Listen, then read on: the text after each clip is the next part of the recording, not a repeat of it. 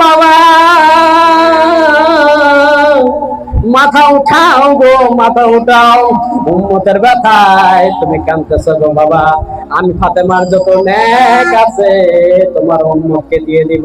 চিৎকার মেরে বলেন সুবহানাল্লাহ। আমার নবী তারপরে মাথা উঠায় না, উম্মতের ব্যথায় সিজদায় পড়ে পড়ে কান্দে। আর এই নবীর উম্মত মাহফিলে আসতে চায় না, ব্রাজিল আর্জেন্টিনার পতাকা লইয়া দৌড়ায়। চিল্লাইয়া বলেন নাউজুবিল্লাহ। এই উম্মত মাহফিলে আসতে চায় না, ওই আর্জেন্টিনা ব্রাজিলের পতাকা নিয়ে দৌড়াচ্ছে, কিন্তু মাহফিলে আল্লাহ এবং আল্লাহর রাসূলের স্টেজে আইতে চায় না, ওই মুনাফিকদের পিছে দৌড়াইতেছে। চিল্লায় বলেন নাউজুবিল্লাহ।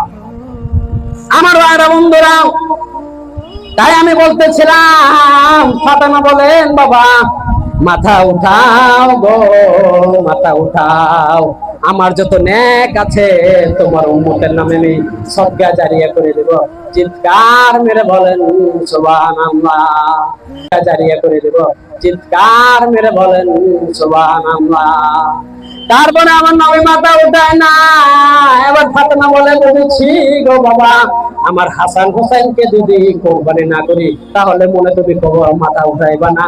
যাও যাও যাও, তোমার উম্মতের জন্য আমার ইমাম হাসান হোসেনকে আমি ইসলামের জন্য কোরবানি করলাম।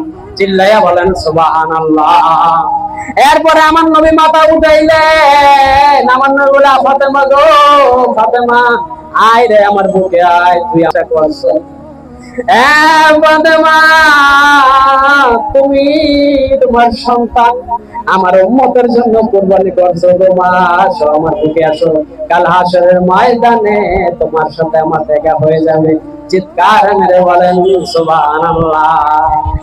আমার ভাইরা এইখান থেকে শুরু।